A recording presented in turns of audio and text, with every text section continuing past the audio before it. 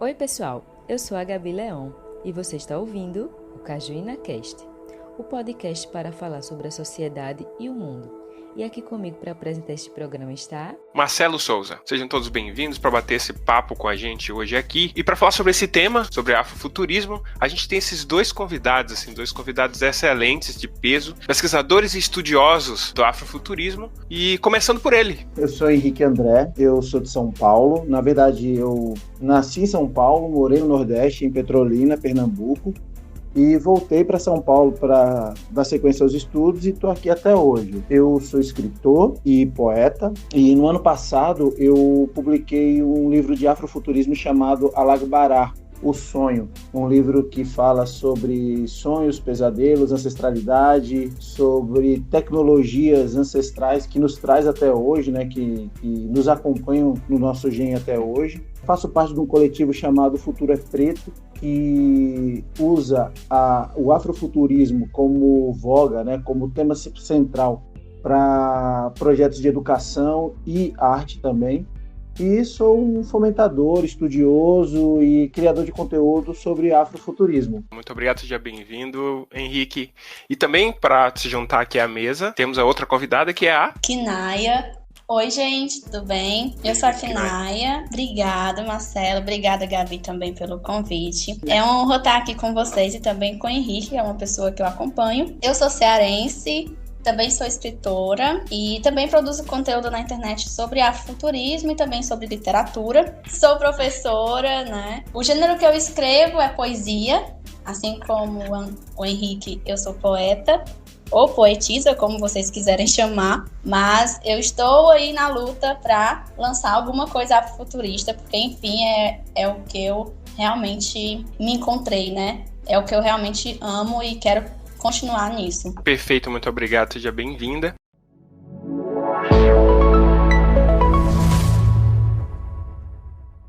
Afrofuturismo é um movimento artístico, filosófico, cultural, baseado na estética de arte africana e de arte da diáspora africana.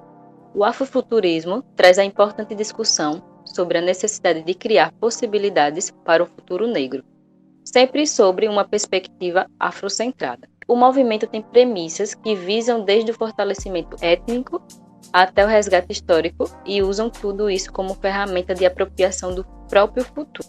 Excelente. E agora, para começar, a gente poderia questionar assim e tentar conceituar o que é afrofuturismo. Henrique, você conseguiria botar assim em poucas palavras o que é o afrofuturismo para você? Marcelo, o afrofuturismo ele é diferente do movimento europeu, né, do futurismo, não tem nada a ver com o movimento dos anos 1900 da Europa, né, do futurismo, que também traziam a ideia de inovação e tecnologia, porém cortava vínculos com o passado. O afrofuturismo ele é uma forma da gente transformar o nosso presente com base no passado, na ancestralidade, vislumbrando um futuro positivo, um futuro próspero e com a presença de corpos negros. Em suma, é a gente pensar que o que a gente está fazendo hoje, né, vai gerar um futuro próspero e quando a gente chegar nesse futuro próspero, a gente vai lembrar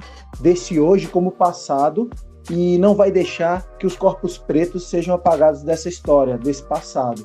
Porque, historicamente, né, na cronologia do mundo, é o que vem acontecendo há milhares e milhares de anos. Nossas tecnologias africanas, afrodescendentes, são todas apagadas da história e ou são furtadas, surrupiadas, enfim, de forma abrupta e colocado os méritos para outras pessoas não negras. Então, o afrofuturismo é vislumbrar o futuro, trabalhando forte no presente, sem desvincular do passado. Eu gosto muito de uma frase que eu escutei da boca de Morena Mariá, que é uma criadora de conteúdos também, que tem um podcast sobre afrofuturismo, que ela fala que nós somos os ancestrais do futuro. É bem isso. O afrofuturismo nos faz ancestrais do futuro. Perfeita essa colocação e esse rompimento eu acho que é algo bem importante para destacar, que enquanto o futurismo europeu, né, como você mesmo colocou, visa o rompimento com essa ancestralidade, o afrofuturismo, de certa forma, ele vai na contramão disso, tomando esse passado como uma base para a construção de um futuro. Acho isso bem interessante. Kinay, para você, como é que você colocaria o afrofuturismo?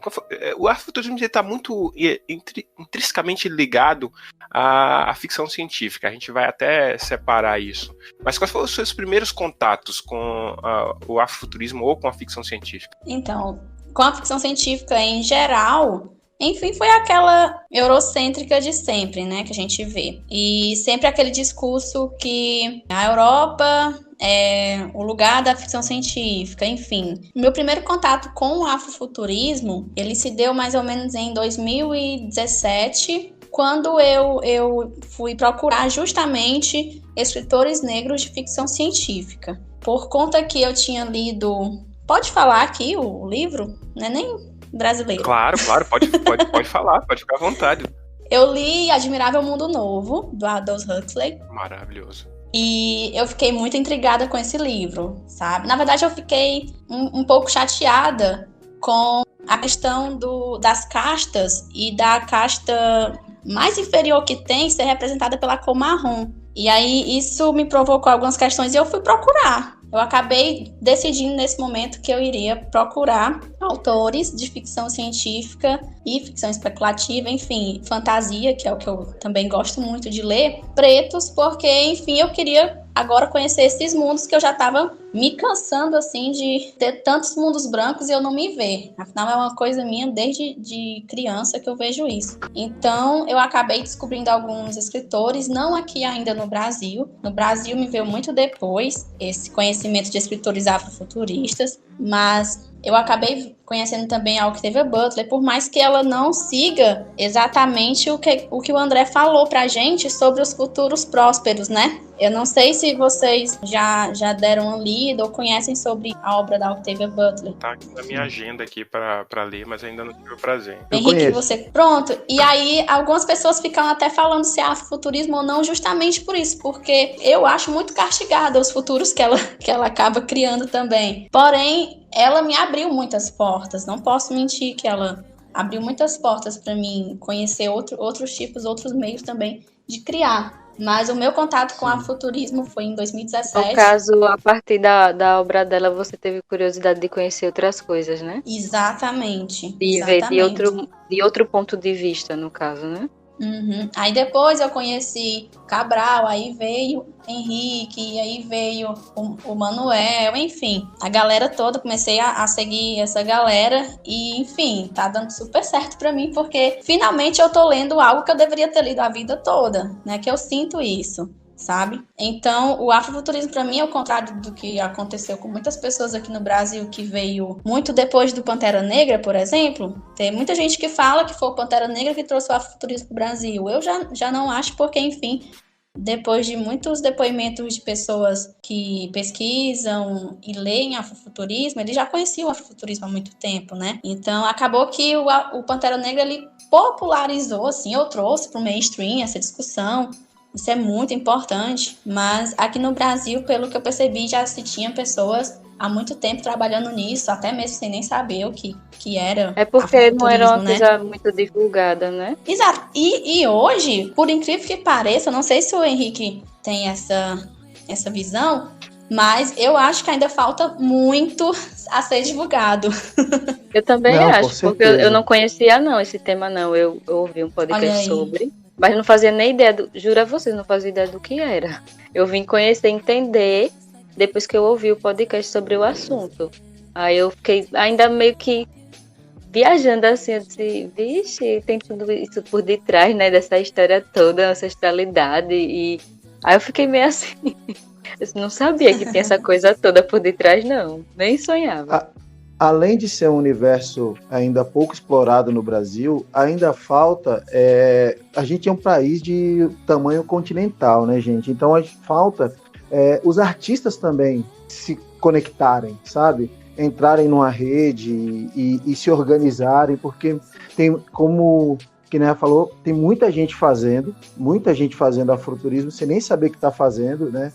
Criando universos negros, afrocentrados, com personagens negros e sendo escrito por negros, né? Que são premissas aí para caracterizar uma obra afrofuturista.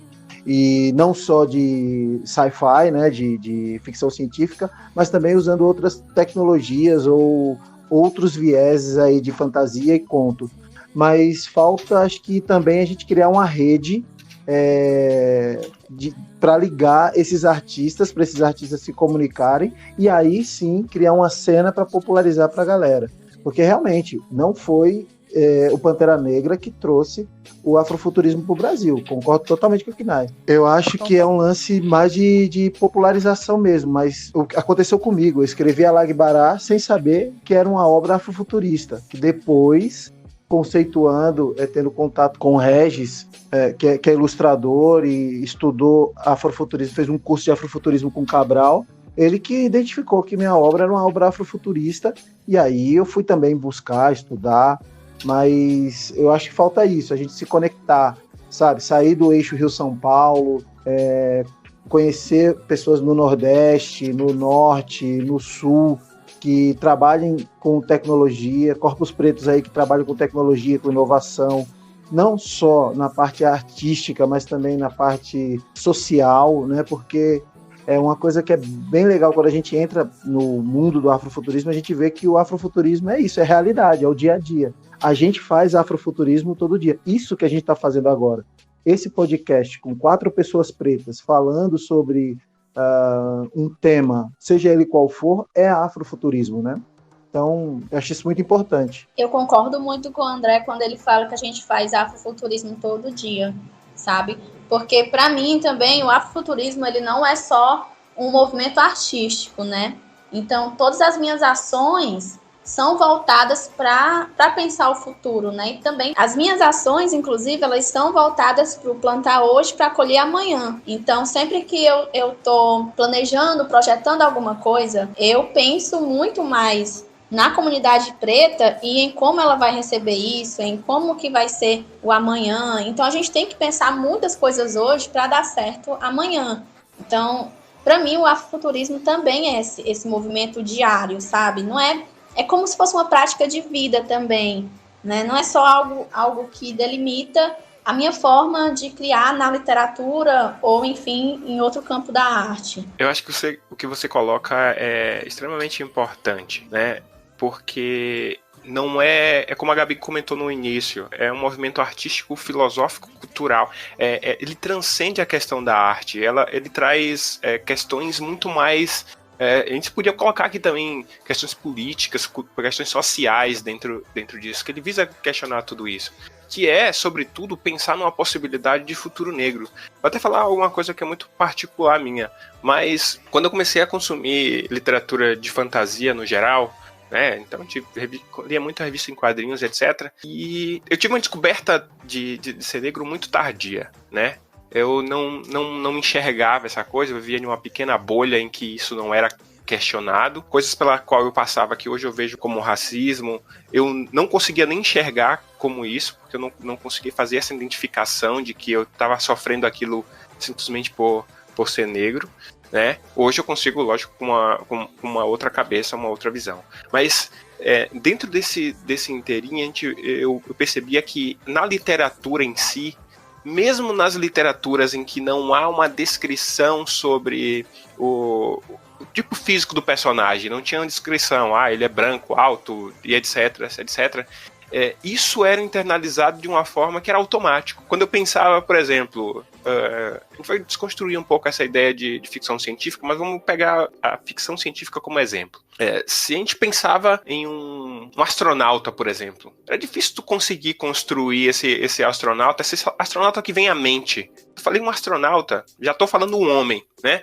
Mas construir esse astronauta preto já era uma coisa muito distante, já era um exercício mental que eu teria que fazer uma provocação para isso. E isso é pensar que em uma literatura que eu estava conseguindo falar sobre o futuro, sobre a possibilidade de futuro, seja de fantasia, seja de ficção científica, eu não conseguia me encontrar ali dentro. E isso é muito complicado. Eu acho que o afrofuturismo faz é exatamente isso, trazer essa possibilidade de futuro, de pensar, me colocar. E de alguém falar, então tinha um astronauta. E aí eu ter pelo menos a iniciativa de perguntar, tá, mas que cor é esse astronauta, tá? Pelo menos questionar isso, porque até pouco tempo atrás isso não era nem questionável. Se ele a gente pode extrapolar isso para outras áreas sociais, por exemplo, mas eu acho que não é só você não, entendeu? Eu acho que eu também tenho, até hoje assim, quando fala de algum livro, alguma coisa, algum personagem, eu juro a você, quer dizer, eu já penso numa pessoa branca. Só me vem à cabeça assim, se não for um livro com a informação que são pessoas negras, a primeira coisa que passa pela cabeça da gente, eu acho que já é automático, porque já colocaram isso na cabeça da gente, entendeu? Que isso faz parte da estrutura. Nunca tá nos lugares, entendeu? Né? Isso aí faz parte da estrutura, né? A gente é educado para pensar assim. Quando a gente está na escola, a gente recebe a educação. Não se vê tanto assim, nos livros. Exatamente, para a gente pensar assim. Brancas. A gente não se vê herói, a gente não se vê protagonista, a gente não se vê em várias posições que, por exemplo, foi o boom que deu o Pantera Negra no caso do cinema, foi isso. Porque a gente não vê esse protagonismo, a gente não consegue se colocar, e aí até falando também como homem preto, a gente não tem a segurança de ser a gente, de se apropriar de algumas coisas, né? Por exemplo, quando eu comecei a escrever, eu usava pseudônimo, não usava meu nome, eu escondia meu rosto, eu não mostrava meu rosto, usava imagens, porque tinha vergonha, eu achava que eu não era pertencente a esse grupo intelectual de que cria conteúdos interessantes para uma camada gigantesca da sociedade, seja ela qual for.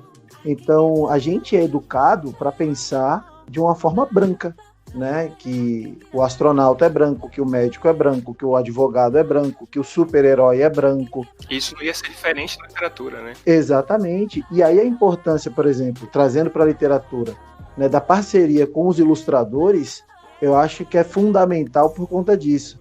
Porque o ilustrador, como coautor, ele acaba transformando em arte visual, né, aquilo que você escreve, aquele universo que você cria, e aí você traz esses personagens negros à tona. E aí as pessoas começam a se identificar, as crianças começam a ver e quebrar esse estigma aí, quebrar esse paradigma e trazer um pensamento diferente para a sua leitura, para o seu universo, né? Porque o que o Marcelo falou é perfeito.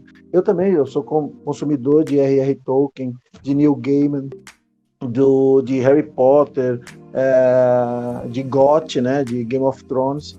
Só que eu não conseguia me ver em nenhum personagem daqueles, assim.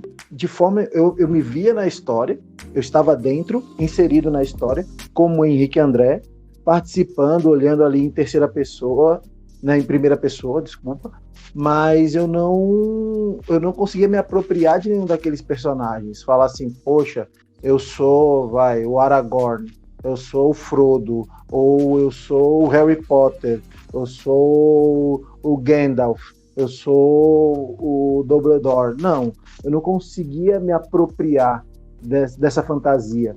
E acho que a literatura afrofuturista consegue trazer isso. Que a criança olha para um personagem, vou trazer para o meu universo, para o Alagbará, ele consegue se ver num homem negro, de dread, né, de estatura alta, traços negros, pele retinta, ele consegue ver aquela imagem e se colocar naquele herói, né? Então, acho que permeia muito pela educação que a gente ainda tem hoje, que é uma educação eurocêntrica e que o branco é protagonista e a gente trabalha, né, uma das ferramentas que a gente traz na arte para o afrofuturismo, para essa política, né, para essa militância que o afrofuturismo acaba sendo, é isso, é desenhar, é trazer, é criar universos afrocêntricos pretos para que essas crianças se referenciem também. Não só as crianças, né? Nós como os leitores em geral. O Henrique tocou num ponto muito interessante, que é a educação.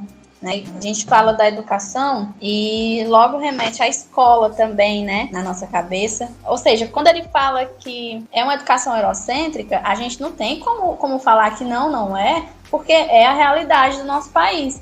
A gente não tem uma educação afrocêntrica, ou a gente não tem um protagonismo dentro da escola, ou um protagonismo desde criança que permita que a gente faça esse vislumbre de futuros, né? Então, quando é que a criança ou adolescente, enfim, quando é que na escola, que é o primeiro contato dela com sociedade, ou seja, com o que é conhecimento, assim, entre aspas, né? Quando é que ela vai se ver ali? Em qual dia que ela vai se ver ali, sabe? Ela vai se ver ali no 13 de maio, ela vai se ver ali no 20 de novembro, e o resto do ano é todinho esquecido, e nessas duas datas ela vai se ver como uma escravizada, né? Então, quando a gente coloca que a gente pega o passado, a gente vai retornando como se fosse um movimento de Sankofa, né? A gente aprende com o passado e aí a gente pensa também o futuro. Então, quando o Henrique fala da educação, a educação é algo, assim, primordial para as pessoas pretas, sabe? Eu acho que a escola é muito responsável por esse apagamento de identidade que a gente tem constantemente desde criança e que impossibilita que a gente possa vislumbrar os futuros ou até mesmo se imaginar no futuro, se imaginar como algo ou como uma pessoa que vai estar num lugar próspero daqui a alguns anos. Eu acho que isso que você fala é perfeito, porque ele acaba trazendo questões extremamente importantes, que é além do que a gente se enxergar. Porque não é nem que a gente não tenha referências, não tenha histórico de coisas que a gente possa consumir que tenha protagonismo negro, por exemplo. Que aí a gente vai colocar a própria revista em quadrinhos. O Pantera Negra ele foi popularizado, né, nos últimos, 2, 3 anos, por causa dos filmes da Marvel, mas já é um quadrinho que está desde a década de 60, se eu não me engano, no ar. Então é um quadrinho que já tá, que é existente, que já traz essa temática há um bom tempo. Mas eu acho que o que a gente pode colocar aqui, quando ele entrou, ele já era um marco por trazer o negro não como um papel de subjugo, porque até então, até a gente pode dizer que existiam protagonistas negros na história, né? Mas esse protagonismo era baseado em estereótipos já enraizados para a etnia. Então, era o negro forte, como no próprio quadrinhos que a gente pode falar com o Luke Cage, por exemplo, era o negro forte, que era o imbatível, né? E outras, a própria Tempestade, que a gente for olhar, é a participação de cotas dos negros nos X-Men, mas ainda é aquela coisa ligada a elementos da natureza, ela é reservada a ela um papel de coadjuvância muito grande, né? Então, tem certos estereótipos dentro das figuras negras que a gente vê nesse universo, sobretudo eu que sou muito nerd, que a gente tinha até referências negras, mas eram referências tanto subjugadas, ou seja, em papéis coadjuvantes, ou relevado ao papel de inimigo, né? Que é o fator externo, é quem vem de fora, é o alienígena, é tudo que vem de um outro lugar, é a ameaça. Então, eu me lembro que eu tinha uma dificuldade, né, em paralelo, eu tinha uma dificuldade de encontrar eu não gostava da ideia de uma festa fantasia, porque eu não sabia do que me fantasiar. Eu não tinha referências. Nós todos, eu acho. Tem uma cena, não tem nada a ver com afrofuturismo não, mas você comentou agora aí, eu lembrei de Todo Mundo Odeia o Chris. Não sei se você chegaram a assistir um episódio que ele vai para uma festa fantasia e sim, a mãe dele fantasia ele de príncipe. Sim.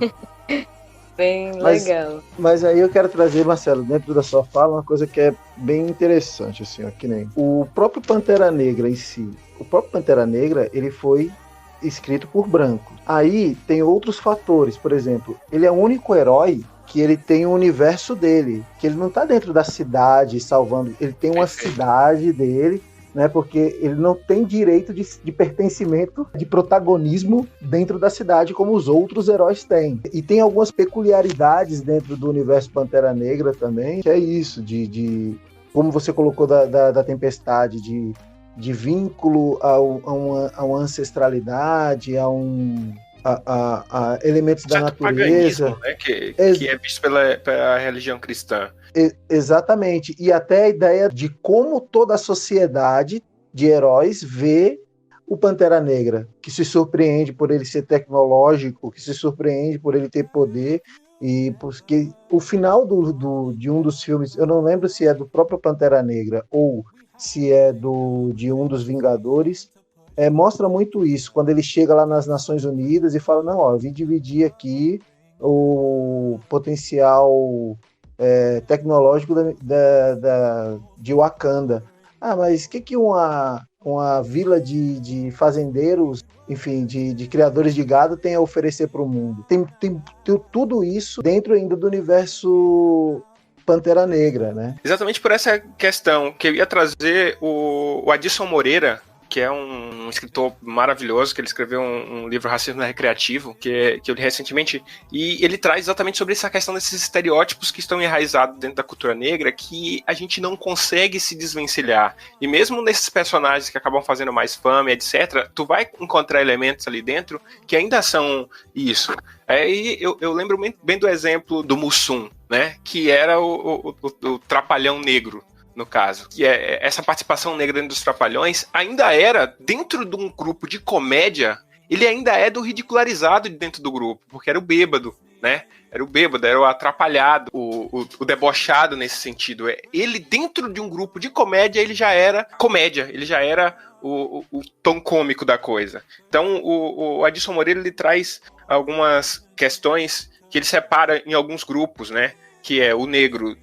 O negro é relegado a alguns papéis dentro da mídia no geral. Então, ou é o feio, ou é o bêbado, ou é a bicha preta, no caso da Vera Verão, por exemplo. E aí, esses papéis, eles acabam sendo reproduzidos mesmo dentro de outros espaços que não são necessariamente dessa temática. Porque, bem como você colocou, ainda assim quando ele entra dentro dessa sociedade, entra dentro dos Vingadores, o Pantera Negra entra dentro dos Vingadores, ainda é uma surpresa, né? Ainda é como se fosse um alien, né?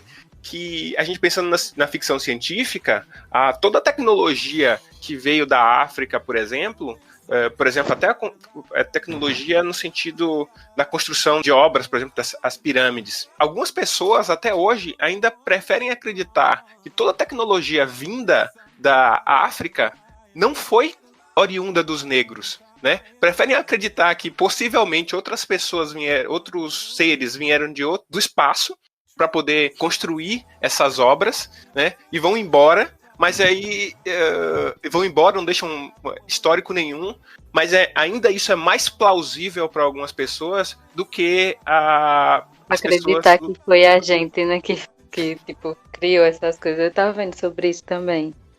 Não, que eles preferem criar que a gente seja alienígenas, tipo, a nossa função de pessoal, né? Os antepassados criaram, construíram, então como se a gente não tivesse capacidade. É melhor acreditar num alien do que uma pessoa negra ter feito aquilo, uma comunidade, né?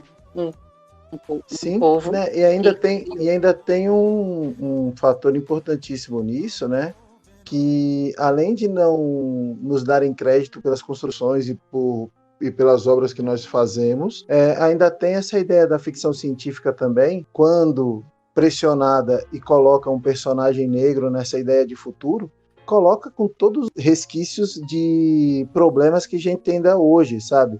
A mulher negra solitária, o homem negro que abandona a família, bêbado, que com certeza, né, com fé nos orixás e no universo, em que quer que seja, daqui a 100 anos, nós já vamos ter superado todos esses problemas, né? A gente já começou a fazer terapia, a gente já começou a cuidar da nossa saúde mental, começou a cuidar dos nossos afetos, para que a gente não tenha aí, no futuro, esse tipo de problema, mas ainda insistem em quando nos colocam dentro dessas perspectivas de futuro no sci-fi, ainda colocam com esse problema de alcoolismo, de violência, de hipersexualização, né? Ter a empregada, né?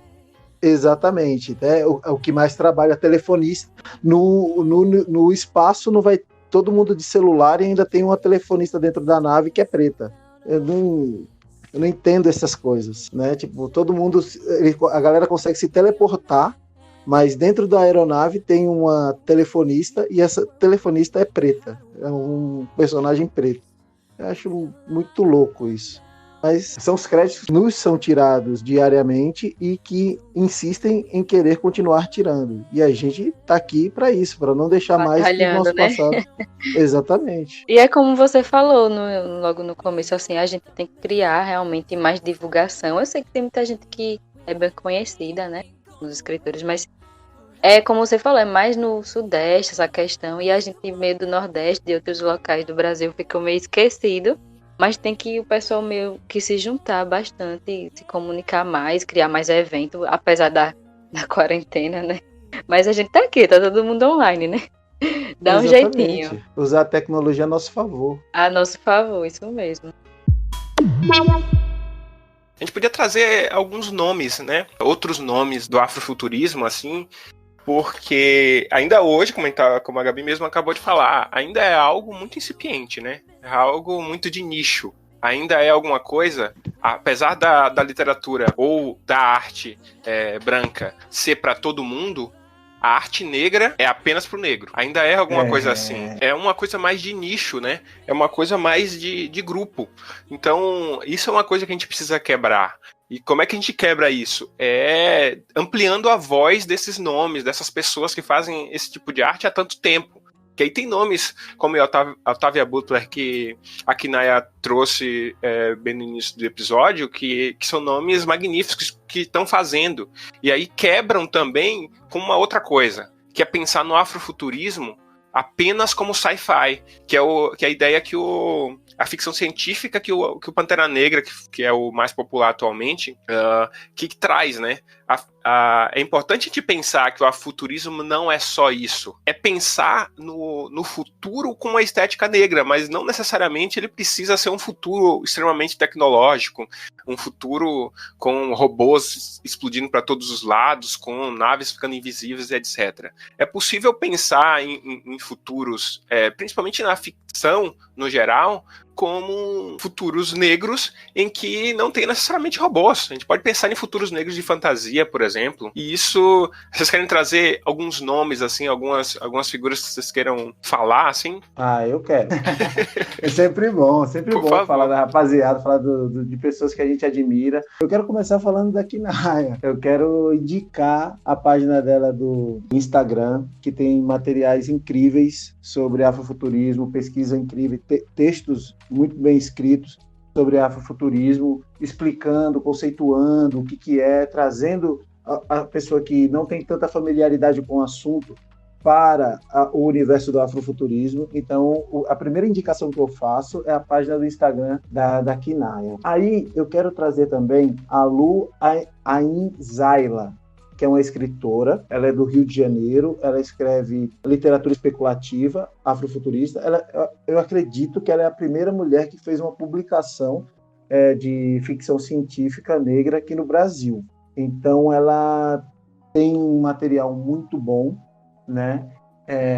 Referente a afrofuturismo, referente a literatura especulativa. Eu quero indicar a editora Kitembo, que é Kitembo Editora no Instagram também, porque a editora Kitembo, além de publicar obras afrofuturistas, ela cria possibilidades para novos artistas de todo o Brasil poderem ter sua primeira publicação, como já ocorreu na primeira antologia que eles fizeram, e agora, nesse momento, exato momento, tem um concurso, né? uma possibilidade aí de você, que é escritor de qualquer lugar do Brasil, mandar o seu texto, né, para a editora Kitembo para participar do volume 2 da antologia de afrofuturismo que eles têm, que é Afrofuturismo, o Futuro é Nosso. Você escreve um conto e esse conto pode ser publicado. São 5 contos que serão publicados, né? Mas é sempre bom ter esse contato, porque a Kitembo faz um trabalho que eu admiro muito, que é dar o feedback para o autor, mesmo que ele não seja aprovado, dando dicas, falando, explicando por que ele não foi aprovado, o que ele pode melhorar na obra dele. Então, para você que é escritor aí, quer testar o seu texto, né? Mandar, ver como ele é recebido por uma editora, vale a pena participar desse concurso. Aí tem artistas plásticos, rapaz, tem muita gente fazendo muita coisa boa. Eu quero também indicar a página O Futuro é Preto, que é um coletivo que eu faço parte, que a gente fala também sobre afrofuturismo, que começou com um desafio, um evento que falava sobre futurismo, sobre perspectivas de futuro. Só tinham convidados brancos para falar sobre esse futuro, e uma amiga, a Gisele, ela questionou para a organização do evento por que não tinham pessoas pretas para falar desse futuro. E a organização do evento teve uma postura racista, né? Não dá para usar outro termo, falando que não tinham pessoas pretas capacitadas para falar de futuro.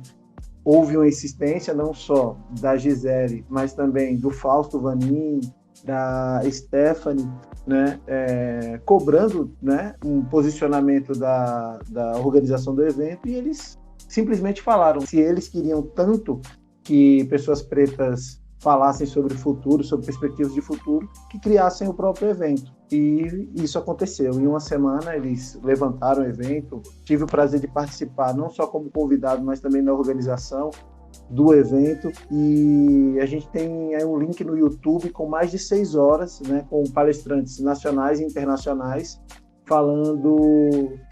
A palestrante internacional é a Itasha, né, que é uma escritora também norte-americana de afrofuturismo sensacional, falando, mais de 6 horas de palestrantes falando sobre afrofuturismo, sobre perspectivas de futuro, sobre algoritmos, sobre inovação, tecnologia, e vale muito a pena ver, né? E a página é @ofuturo-é-preto. Olha, eu vou dizer aqui uma coisa que eu tô fui muito pega de surpresa pelo Henrique, por ele me recomendar. Muito, muito obrigada mesmo.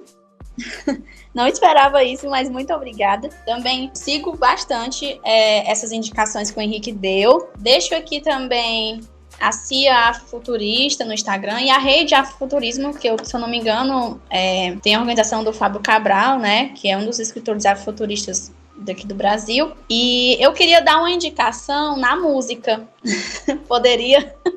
Claro. Claro, até deve. É até importante a gente dizer isso para a questão de que a gente não entendeu o afrofuturismo apenas como um movimento literário, né? Nós dois estamos aqui enquanto escritores e também produtores de conteúdo literário, mas o afrofuturismo está em todo canto, né? Eu queria deixar uma indicação que é o Thiago Eunino. Não sei se vocês conhecem o Thiago Eunino, é um cantor brasileiro, e as músicas dele me remetem muito ao afrofuturismo, sabe? Tem essa estética do afrofuturismo, tem ancestralidade, afrocentricidade, fala também de educação e fala também de futuro, né? Então, eu deixo aqui o Thiago Eunino para vocês ouvirem. Eu gosto demais do som dele, certo? Enfim. Vamos ouvir, sim. Vamos ouvir.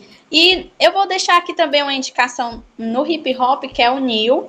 Por mais que ele tenha, às vezes, umas referências da cultura asiática ou da cultura de animes, ele acaba colocando também um pouco do afrofuturismo na obra dele. Ele também traz referências de grandes mulheres, inclusive ele lançou o Good Smell Volume 2, o último álbum dele, a lista de músicas é só nome de mulheres importantes da história e é muito interessante. Ele traz essa estética de afrofuturista também até nas capas dele, né, que ele traz pessoas pretas com partes mecânicas também, é bem legal. Enfim, eu deixo essas indicações e também a Itasha Womack, que o Henrique André falou, por mais que não tenha ainda livros dela no Brasil, né, quem puder ler em língua inglesa, eu recomendo o livro dela que se chama Afrofuturismo. Ele reúne, assim, diversas perspectivas do afrofuturismo e eu acho ele um livro que vai reunir e vai trazer muita coisa legal para quem for ler e quem quer aprender um pouco de afrofuturismo, né, traz sobre o Egito, enfim,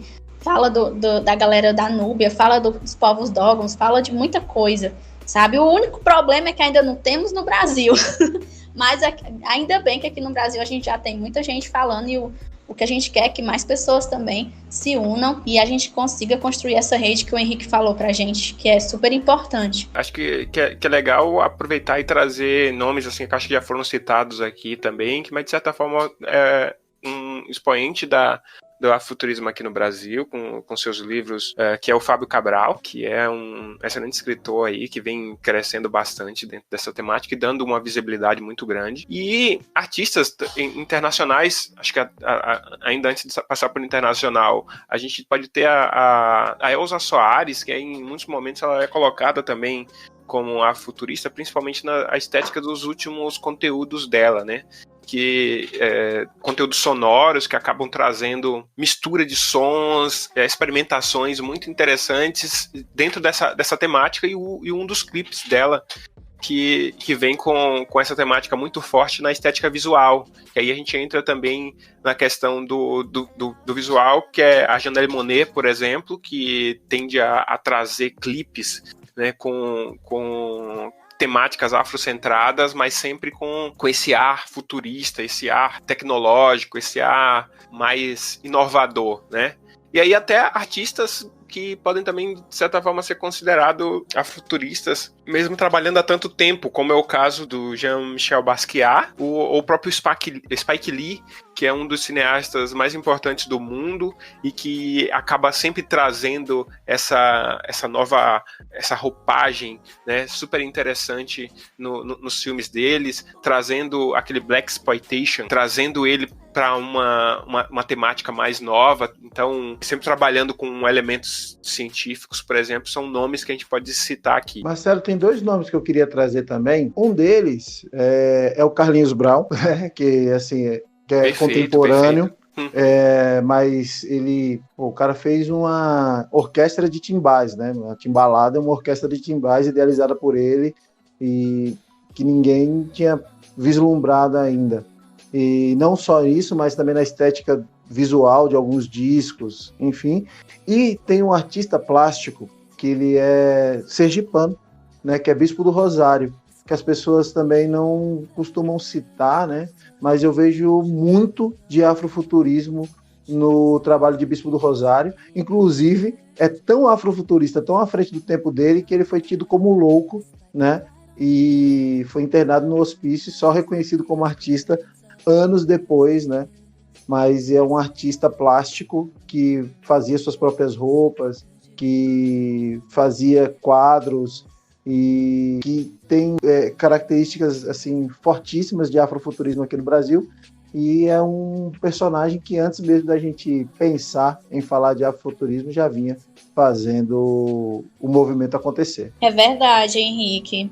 Eu já ouvi falar dele, mas eu não tinha me tocado dessas estéticas afrofuturistas. É muito interessante você trazer esse ponto. Agora, o que você falou nas artes visuais, eu queria só deixar um outro nome também, que é o Felipe Borges. Ele é um artista bem diferenciado, assim. Não é nem diferenciado, é bem, como é que eu posso dizer? Faz várias coisas. Então, plural. Ele é do campo das artes visuais, né? E eu gosto muito das ilustrações dele, gosto muito dos trabalhos dele. E reconheço também esses traços afrofuturistas nele. Eita, se deixar, já lembrei outro aqui, ó. Artista plástico também, Oberas. O Oberas, ele fez a capa do Alagbará, comemoração de 1 ano. Então, ele é do Centro-Oeste. O cara é sensacional. Assim, ele desenha letras alienígenas, assim. E os personagens dele são negros, sempre voltados assim, para essa estética futurista. O trabalho do cara é sensacional, assim, é de emocionar. Ixi, tem um monte, hein? A gente devia fazer um apanhado geral e publicar. Quem não conhece, né, vai procurar saber, ter curiosidade de procurar. Porque tem uma galera que vocês falaram que realmente eu não conheço. Vou procurar saber agora. Já vou me envolver mais nessa fase. O André falou sobre fazer um apanhado, e eu lembrei que eu tenho um guia afrofuturista publicado no site do Ressonância Preta. Então, caso vocês queiram também acessar outras referências, eu fiz. Inclusive, o Henrique está nessa lista. Ai, gratidão. E aí tem uma lista em vários campos, né? Literatura, música, arte, enfim, cinema. Então, eu fiz esse guia e está publicado no site do Ressonância Preta, se vocês quiserem acessar também. Perfeito. Tem review maravilhoso que o Henrique faz, falando dessa introdução ao afuturismo também, que está no Papo de Homem, que é uma leitura maravilhosa também para quem quer. Vamos aproveitar então esse bate-papo aqui para a gente acabar falando um pouco sobre vocês, né? O que é que vocês já têm publicado, o que é que vocês têm que a gente possa entrar em contato, como é que a gente consome o conteúdo de vocês e o que é que tem vindo para frente também. A gente quer acabar sabendo, se a gente tá falando sobre futuro, né? O que é que vem no futuro por aí de produções de vocês. Pode começar. Sei não, viu? Olha, eu tô trabalhando em algumas histórias afrofuturistas. Inclusive, eu tenho puxado um pouco mais para aqui pro meu lado do sertão. Eu moro no interior do Ceará e eu tenho puxado mais para esse lado aqui do campo, enfim. Não que eu more no campo, eu moro na cidade, mas eu tenho puxado mais essas histórias para minha realidade, né?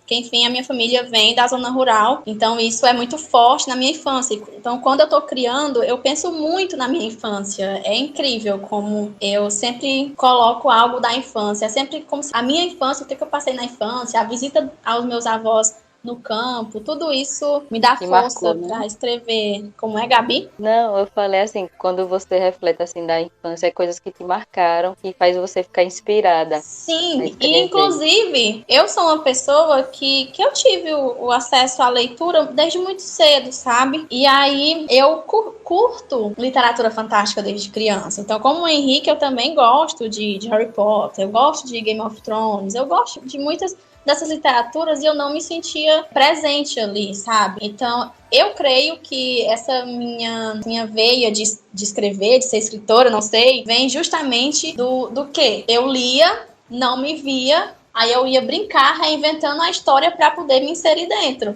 sabe? Eu tinha muito isso. Desde criança, eu sou muito assim. A cabeça muito fértil, mas só que eu acabo não tendo essa autoestima de publicar essa literatura fantástica, essa literatura de ficção científica. E uma coisa que me fez voltar a escrever foi justamente ter o contato com a galera do afrofuturismo aqui no Brasil, sabe? Então eu vejo o afrofuturismo também como uma grande rede de apoio para que a gente consiga colocar para fora essas histórias, para ver que a gente também é capaz de fazer universos. Então eu voltei a escrever quando eu vi que existia sim isso, né? Que eu poderia, como uma pessoa preta, criar meus próprios universos com personagens pretos. Inclusive, eu voltei a escrever uma história e eu estou reestruturando a história, porque sempre eu escrevi protagonistas negros e protagonistas negras também. Mas ao redor era tudo branco. Por quê? Porque era o mundo que eu lia, né, nos livros. E acabou que quando eu cresci um pouco, eu peguei de novo a história e tô reescrevendo ela, mudando praticamente tudo. E o afrofuturismo também, ele me trouxe muitas referências de África que eu nunca tinha visto, né? Uma dessas coisas foi a afrocentricidade, que eu nunca tinha ouvido falar na real como ela é, né? E o afrofuturismo foi esse, não sei como dizer, mas foi esse encontro de me reencontrar e voltar para o que eu gosto de fazer, né? Porque eu gosto de ler e agora com as referências certas. Boa. Bacana, vai ficar um livro massa. Bem, eu ano passado publiquei Alagbará, O Sonho, né? Alagbará é um livro que faz parte de uma trilogia, né? Que é Alagbará, O Sonho, Cid, O Caminho e Imuná, que ainda não sei o que vai ser, qual vai ser a referência que vai ser dada para Imuná. Mas vai ter uma continuação, vai ter continuação. Eu li seu livro. Ai, que bom! Alagbará, ele, como eu falei, foi publicado ano passado e esse ano completou um ano, em agosto, e a gente fez uma capa comemorativa para marcar, né, esse momento tão especial. Junto com essa nova capa veio a parceria com a editora Anansi. Então a editora Nancy está veiculando o livro, está vendendo o livro, mas também nas minhas redes sociais eu tenho o livro para vender, algumas poucas unidades.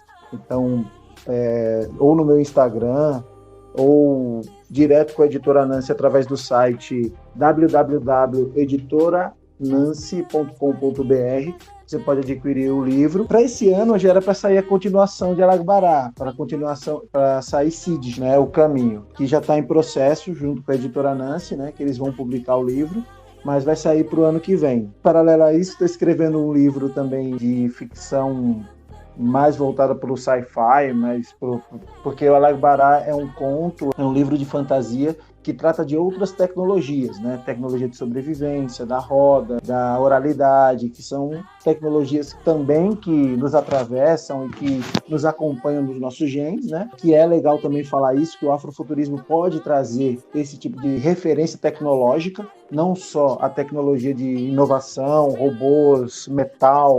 Eu estou escrevendo um livro que trata mais esse viés tecnológico, um futuro pós-apocalíptico, que vai trazer algumas informações também sobre blockchain, sobre tecnologias que a gente utiliza hoje e que são pouco veiculadas. Então, procurando escrever sobre isso também. E continuando com o coletivo Futuro é Preto, né? A gente planejando aí fazer algumas lives para falar sobre inovação, tecnologia, arte, sobre afrofuturismo. A gente está trabalhando para trazer mais informações, trazer mais conteúdo aí referente a afrofuturismo e referente a vivências pretas, né? Que é isso, né? A gente falar da gente não só das mazelas, não só de racismo ou de dificuldades que têm que ser faladas, não estou falando aqui que não tem que ser faladas, mas a gente é muito mais que isso. A gente é criador Verdade, de conteúdo, a gente tem que mostrar o que a gente tem de melhor também. Exatamente, ser chamado para falar de outras coisas, de outros assuntos, né? De outras vivências que nós temos, né? Que podem agregar aí tão quanto nossas experiências ruins com o racismo. Então, é isso. Esse ano aí, ano que vem promete, né? A gente sair dessa pandemia, dessa maluquice que a gente está vivendo aí, com conteúdo, com livro publicado, para a gente continuar aí contribuindo com a cena. Acho que esse é o mais importante. Eu acho que o que cabe falar aqui também é que a gente tem que tirar esse paradigma da nossa cabeça de que o que é afro, o que é negro, só serve para o negro. Eu acho que a gente tem que quebrar um pouco isso, essa ideia de que a gente consumiu uma vida inteira de ficção científica, por exemplo, como eu falei anteriormente, eu acho que vocês também consumimos vários tipos de ficção, e todas elas eurocentradas, né? Centradas nesses personagens brancos, normalmente protagonistas homens, fortes, cabelos loiros, olhos claros e etc. A gente consumiu, mesmo como negro, a gente consumiu esse tipo de conteúdo uma vida inteira. E não há problema nenhum, na verdade é até recomendado, né, que as pessoas brancas também consumam, porque a gente não quer que isso vire um objeto de nicho, que aí parece que o afro... né? Só fechado. Exatamente, a gente não quer que isso fique flechado no nosso clube, é a literatura que a gente faz pra gente. Não, é uma literatura que a gente tá falando das nossas vozes. Tem que ser, obviamente, muito respeitoso, porque assim como a branquitude tá fazendo literatura e expondo essa literatura há muitos anos, tem muita gente que erra, tem muita gente que falha dentro disso, que não faz literatura boa. A gente pode falar isso, a gente pode discutir isso, isso daria um podcast à parte, né? E dentro do afuturismo também vai acontecer isso, é o que a gente espera que aconteça isso, que a gente chegue e diga, olha, esse é um livro afuturista, mas não é bom. Não porque a gente quer que a qualidade do livro não seja boa, mas a gente quer dizer que tem tanto livro afuturista por aí sendo divulgado, que esse livro... que esse conteúdo acaba sendo que, olha, tem algumas coisas que... Tem a parte crítica também, né? Que nem tudo que a gente faz, né, vai ser a perfeição, né? Como você me falou, todo mundo erra. Exatamente, eu acho que é uma frase que o Henrique trouxe no início do episódio. Nós somos os ancestrais do futuro. Então, se a gente não fazer esses erros para quem sabe, quem vem para nossos filhos, netos, bisnetos e etc., trilharem um caminho e saberem por onde não caminhar, que é a ideia de, olha, fulano fez um livro que não é legal, fez uma música futurista que não é legal, fez uma arte futurista que não é legal, eu não vou trilhar esse caminho de novo porque eu sei que não funcionou. Se a gente não fizer essa autocrítica e construir botar as caras mesmo, né? A gente ir lá. E, na verdade, eu falei autocrítica, mas se a gente não for um pouco menos crítico com a gente e não expor para o mundo o que a gente está produzindo, a gente vai continuar deixando uma branquitude escrever sobre a gente. A gente vai deixar Hollywood retratar a gente no cinema como eles pensam que nós somos, né? A gente vai deixar e continuar sendo um estereótipo, sendo fora da nossa realidade. Exatamente. Então a gente tem que ser exatamente esse protagonismo, ele tem que extrapolar a ideia do protagonismo em cena. né? A gente tem que olhar Pantera Negra como um marco. Lógico que tem, como foi mesmo comentado aqui, tem muita coisa para melhorar dentro dele. Mas a gente tem que olhar ele como um marco, não só porque é um filme que tem o protagonismo negro do início ao fim, que tanto o vilão quanto o herói é negro, etc. Mas porque todo um elenco e toda a equipe técnica é prioritariamente negra. Isso é um marco. E é um filme de qualidade, é um dos primeiros filmes de super-herói que vai concorrer a melhor filme no Oscar. Então são marcos que a gente tem que comemorar, né? Mas não sentar em cima do sucesso. A gente tem muito a que construir para frente e evoluir e principalmente criticar toda essa construção. Porque não é só porque ele foi indicado ao Oscar, por exemplo, que ele é uma obra perfeita. Não, né? Como a gente fez um pouco aqui, a gente tem que criticar e elevar para que nas nossas próximas contribuições a gente possa ter obras ainda mais qualificadas. Então a gente precisa de espaço. A Viola Davis, que ela tem um discurso que ficou muito famoso na época do Oscar, se não me engano, no Oscar de 2018, e aí ela traz exatamente isso. O problema de não terem mais pessoas negras aqui comigo disputando esse espaço não é porque as pessoas negras não são capacitadas, não são qualificadas, não são excelentes atores e atrizes. As pessoas negras não estão aqui porque elas não têm espaço. E aí a gente precisa, é exatamente isso que vocês estão fazendo, a gente está fazendo com esses canais de agrupamento, né, com esses coletivos, a gente construir um espaço nosso para a gente exibir a nossa arte.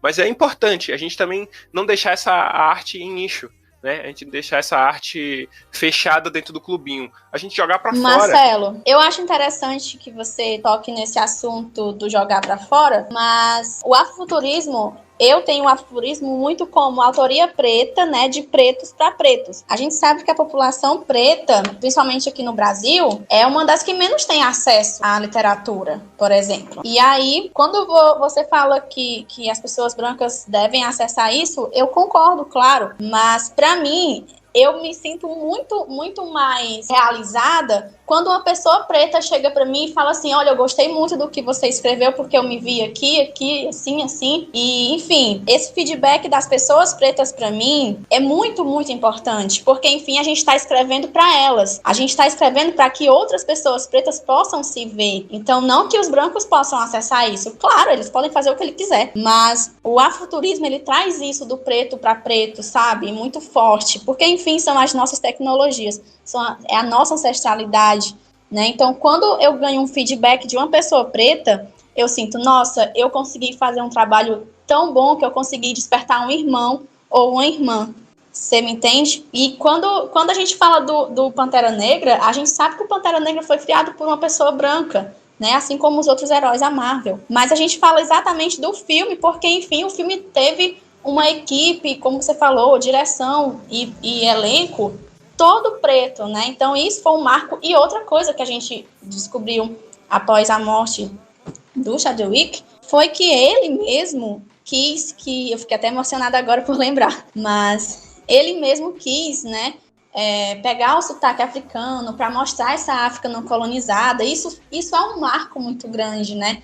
Ele transformou o filme Ele fez o filme, na verdade, ser muito mais do que o diretor tinha pensado, né? Isso é muito interessante quando a gente joga, né? A gente se joga naquela obra e transforma aquilo para os nossos. Eu acho isso super importante. Enfim, eu acho que era isso que eu queria passar também. Então, é que quando a gente coloca eu brinco aqui, né, com alguns amigos que quando a gente coloca a obra para jogo, né, quando a gente joga para o universo, tá no universo. Então, a gente tem um alvo, né, mas não dá para ter a presunção de que a gente vai acertar esse alvo sempre. E, de fato, eu recebi uma carta de uma criança negra que leu o livro, que leu Alagbará e falou que, de repente, não seria o livro que ele começou a ler, ficou meio maçante, mas depois ele engatou e não conseguiu mais parar de ler. E dentro dessa leitura ele viu um monte de coisa bacana, de respeito aos mais velhos e tal, que, me emocionou demais. Mas também é legal quando eu vejo, que eu tive a experiência de uma criança de origem asiática, né, brasileira de origem asiática, pegar o livro e falar assim, nossa, eu tenho um monte de amiguinho assim na escola, de perceber outros pretos, saca? Que também é uma experiência muito louca, que as crianças brancas não percebem as crianças pretas como crianças pretas. E acho que isso para a construção social é algo bem impactante também, bem emblemático, bem importante. Com certeza, Henrique. O Henrique fala das crianças, eu gosto muito, muito disso, né? Então, elas perceberem é super importante para a mudança também da sociedade. Sim. É importante essa coisa de a gente entender, como vocês bem colocaram, é uma obra de preto para preto, né? Isso é importante dizer, mas o que eu quero trazer a gente consumiu toda uma vida de obras de branco, feitas para branco, e aí a gente acabava consumindo ali na aba, porque era o que, se a gente não fosse consumir isso, a gente não ia consumir nenhum tipo de obra. E aí, por isso que eu digo da importância da a gente vai continuar fazendo uma obra de preto para preto, né, de negro para negro, mas não, isso não impede o branco, até eu digo como uma mensagem para a pessoa branca que tá nos ouvindo, que pode vir de coração aberto e vamos consumir esse conteúdo juntos, porque esse conteúdo não é exclusividade, não é um clubinho fechado. Acho que isso que é importante ressaltar. É até essa pluralidade que a gente está buscando no mundo, né? Essa pluralidade é que vai dar a gente melhores tecnologias, melhores percepções de mundo, melhores pessoas, melhores cidadãos. É isso que é importante. Chegar à igualdade algum dia, né? Exatamente. É uma coisa bem difícil. E não dá para fazer transformação racial sem os aliados brancos, gente. Essa é a realidade. Tem que ter os aliados brancos.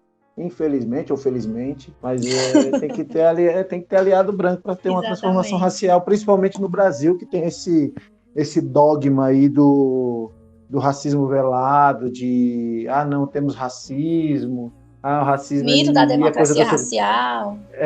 Então, aí a gente precisa dos aliados brancos para poder fazer essa transformação acontecer como uma onda de verdade, de que quebra várias vezes, né? Que vem várias vezes, e assim, com muita inteligência emocional e inteligência acadêmica também. A educação é o fator de transformação mais poderoso que a gente tem.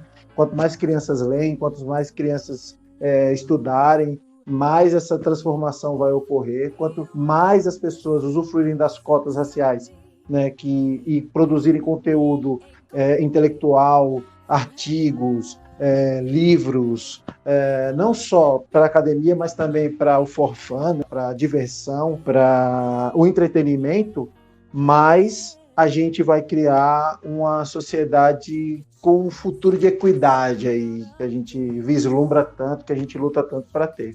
Então, eu acho que a gente está no caminho certo.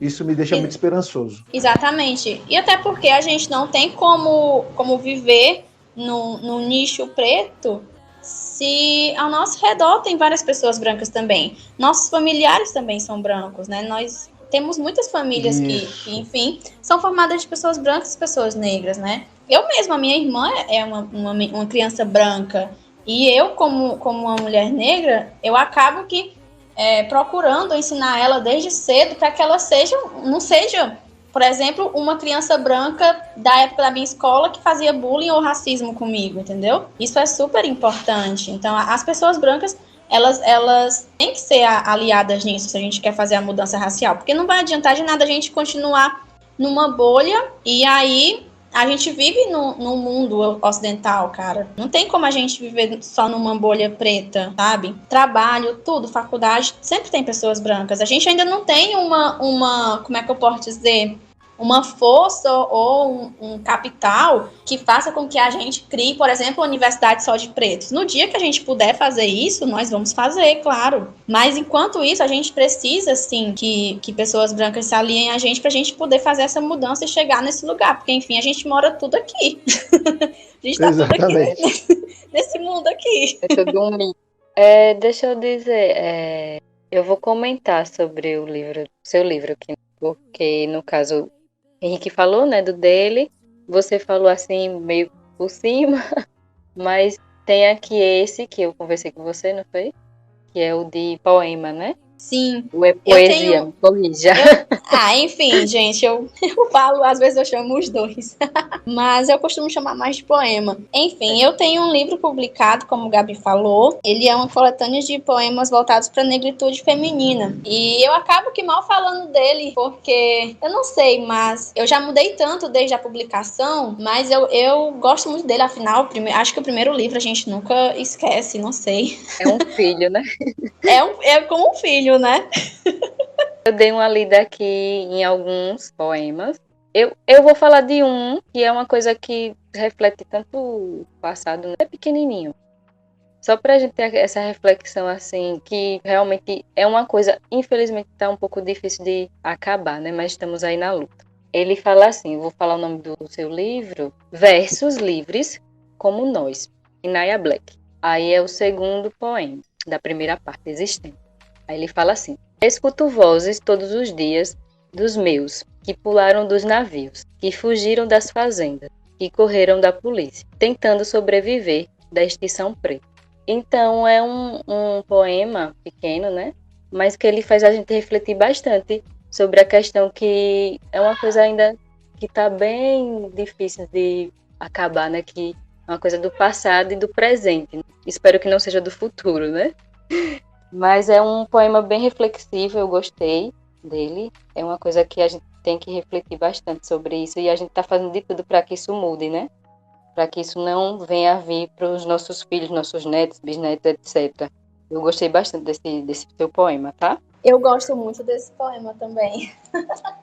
Eu vi outros aqui interessantes, mas esse daqui me chamou a atenção. Porque isso reflete. Quando eu falo a extinção preta, né, é justamente esse apagamento que a gente vive, até epistemicídio que a gente vive, né, desde quando abduziram a gente de África para cá, falando nesses termos, já que a gente está falando de afrofuturismo, né. Mas é isso, a gente luta para que no futuro a gente não veja mais isso. É um texto forte, né, que traz essa, de novo, o que a gente estava falando sobre o futurismo, que traz essa questão da ancestralidade, que não é negando o passado que a gente vai chegar no futuro. Pelo contrário, é assumindo que ele existiu, assumindo que tem dores, mas pensar numa questão de um futuro até otimista, né, um futurismo no sentido de se enxergar no futuro. Isso é que eu acho que é importante dentro desse tipo de obra.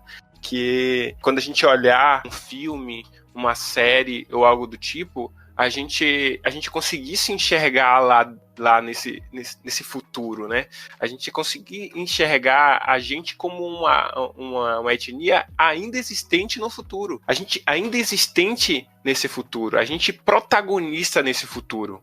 A gente não fala necessariamente em um protagonismo, digamos assim, exclusivo. A gente não está falando em fazer o que foi feito com nossos ancestrais. Não é isso. Mas a gente precisa tomar a nossa própria voz. A gente precisa inventar os nossos próprios personagens. A gente precisa criar as nossas próprias narrativas. A gente precisa se colocar nas narrativas do futuro como seres protagonistas, como construidores disso, e não como figuras passivas, que é o que a gente tem vindo nas últimas décadas. Quer dizer, nas últimas décadas eu acho que a gente tem tentado mudar isso, né? A gente tem ganhado voz através principalmente do poder do dinheiro, que é dentro de uma sociedade capitalista, que é o que a gente vive. O poder de dinheiro centralizado dentro de figuras patriarcais brancas, eurocêntricas, acaba circulando lá dentro. E aí é importante a gente insurgir como negros,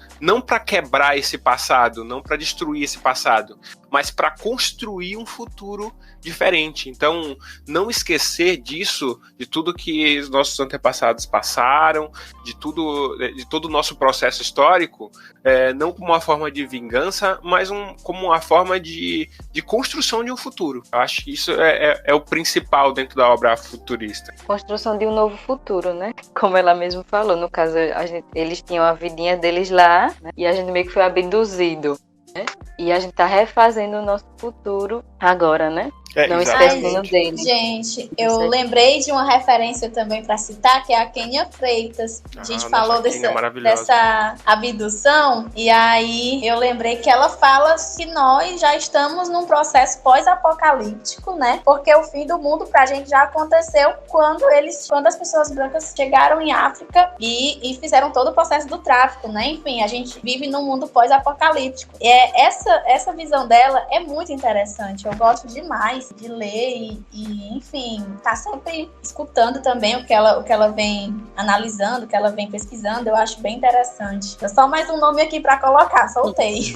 Tudo bem. E Marcelo, dentro disso que você falou, né, também eu acho importante não só a gente pensar nos corpos pretos no futuro, mas também pensar que um processo que já aconteceu não se repita, que é o apagamento, né, da nossa contribuição para a construção desse futuro.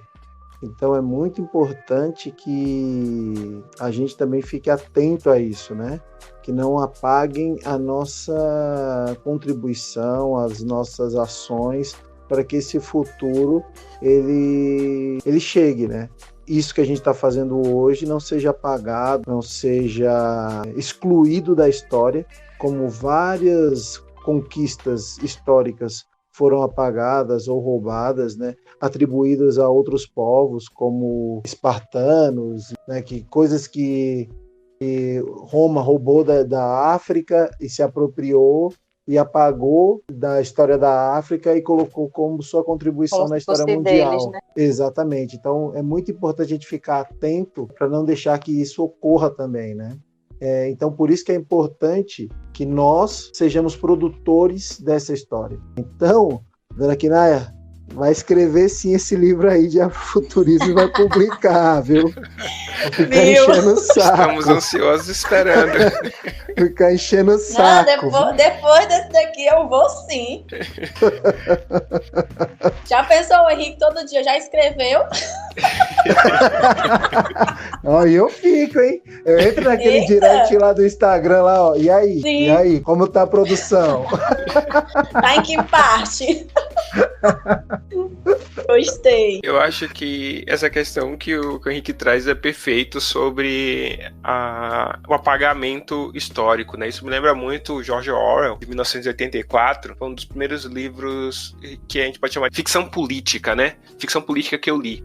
E ele até que traz o conceito de 1984, ele traz o conceito de Big Brother, né? Que é essa figura que fica enxergando e vendo tudo que a gente faz dentro do livro, que acabou cunhando o nome do programa. Mas no 1984 as pessoas falam que isso é uma distopia futurista.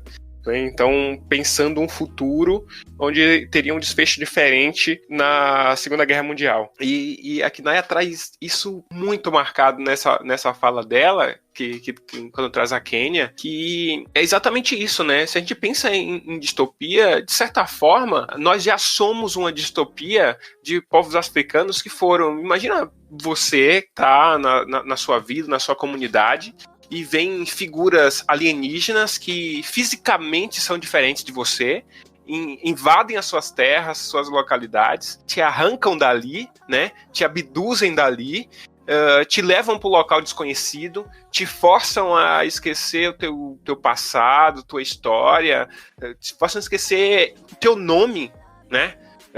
E fazem passar por essa violência. Se isso já não é uma distopia, eu não sei o que dizer, né? Porque isso é muito forte. Então, o que a gente precisa agora que eu acho que é a proposta maior do afrofuturismo, é pensar nesse futuro, né? Pensar na existência desse futuro, um futuro positivo. E aí eu não digo que trazer literaturas alegres e maravilhosas e flores, não é isso que eu trago, mas é trazer a existência no futuro como esse protagonismo, que é exatamente o que o Henrique traz. Então, acho isso muito importante a gente frisar dentro daqui, que é o objetivo do afrofuturismo. E a gente tentou aqui nesse programa tentar resumir, tentar falar um pouco sobre afrofuturismo, mas óbvio que não, o objetivo aqui não é fechar, até porque é um movimento, como a gente mesmo comentou, cultural, político, filosófico, artístico, né, que não está completo. De certa forma a gente está vivendo ele nesse momento, a ascensão lógico que a construção dele vem dos anos 30, 40, mas a gente vê a ascensão dele como um movimento hoje, e é difícil conceituar, é difícil mesmo colocar. A gente tentou aqui dentro do programa colocar em uma caixinha, o quê? É um movimento político, é social, mas é algo complicado da gente construir, porque a gente está vivendo isso, e viver isso é muito orgânico. No caso, é um movimento que está contínuo, né? Não é uma coisa, já passou e a gente consegue fechar. Exatamente. A gente quer abrir esse tema, a gente quer aqui começar como um pontapé e trazer como mais um elemento para a gente discutir esse tema aqui na atualidade. Beleza? Beleza. E eu acho que não tem nem como colocar numa caixa, porque ele é tão plural, né? Como a gente mesmo conversou aqui. Vamos chamar as indicações, vocês pensarem em alguma coisa para indicar? Livro, mais música. Indicações, né? Assim, poderia ser uma só, entendeu? No caso, vocês indicaram o pessoal lá, não foi no início. O que a gente fez ali meio que foi conversar um pouco sobre o universo ainda afrofuturista. Se vocês quiserem trazer uma indicação pontual, aí a gente vai falar sobre uma obra específica. A gente falou sobre autores, sobre escritores, artistas, etc., num geralzão, assim, falando sobre a obra no contexto. O que a gente queria nesse quadro aqui, nesse momento, identificar uma obra específica. Se quiser ser sobre afrofuturismo, tudo bem, mas se não quiser, sei lá, tô assistindo aquela coisa, assisti uma série que tô adorando, assisti um filme que gostei muito. Pode trazer para aqui, não tem tema fechado, não tem nenhuma restrição aqui, nesse momento aqui, tá? Alguém quer começar aí? Yara. Eu posso começar. Bora. Eu vou indicar um livro que eu gosto bastante, que se chama Angola Janga, do Marcelo da Salete. É um HQ, tá?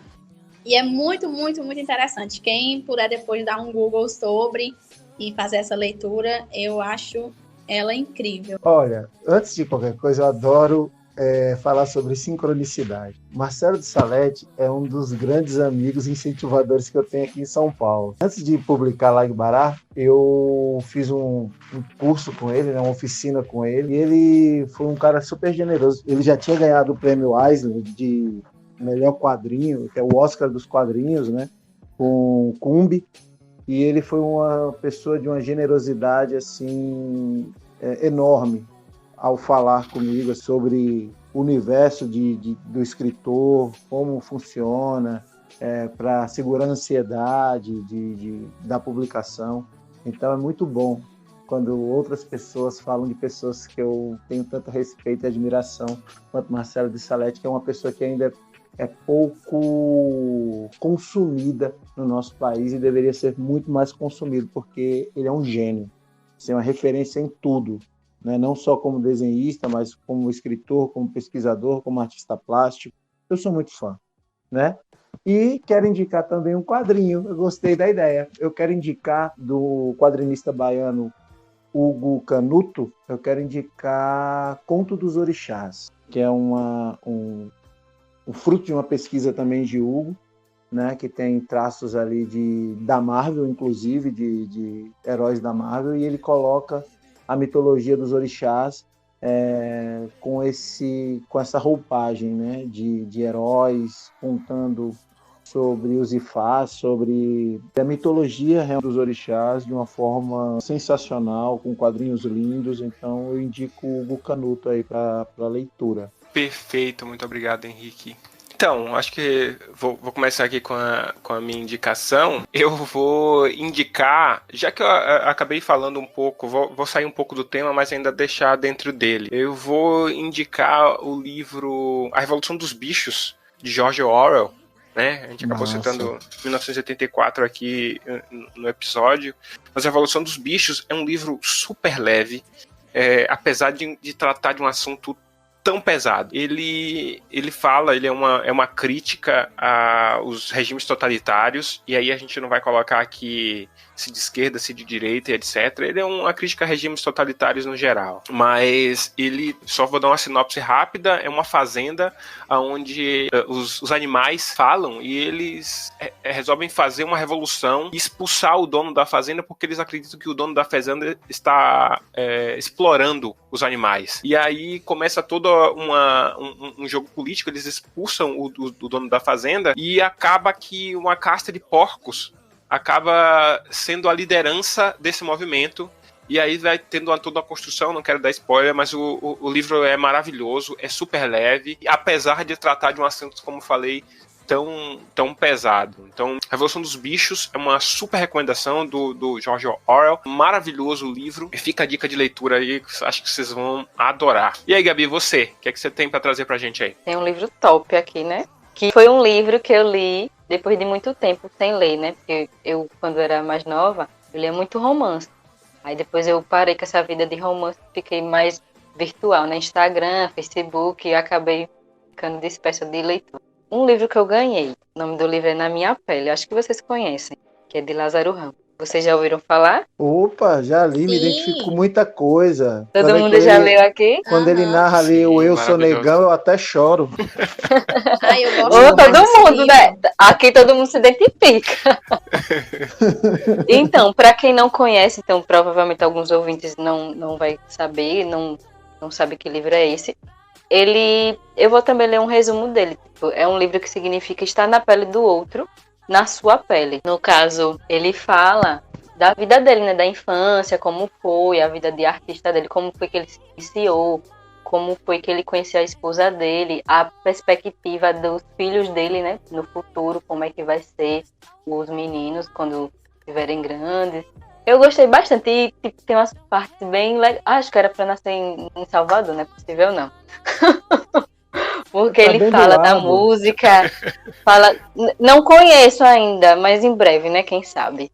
Eu vou pra lá. Mas ele fala da música, assim, do Olodum. Vixe, gente, parece que eu tava lá. Eu fiquei me vendo lá em Salvador. Assim, meu Deus, eu tenho que conhecer essa cidade maravilhosa.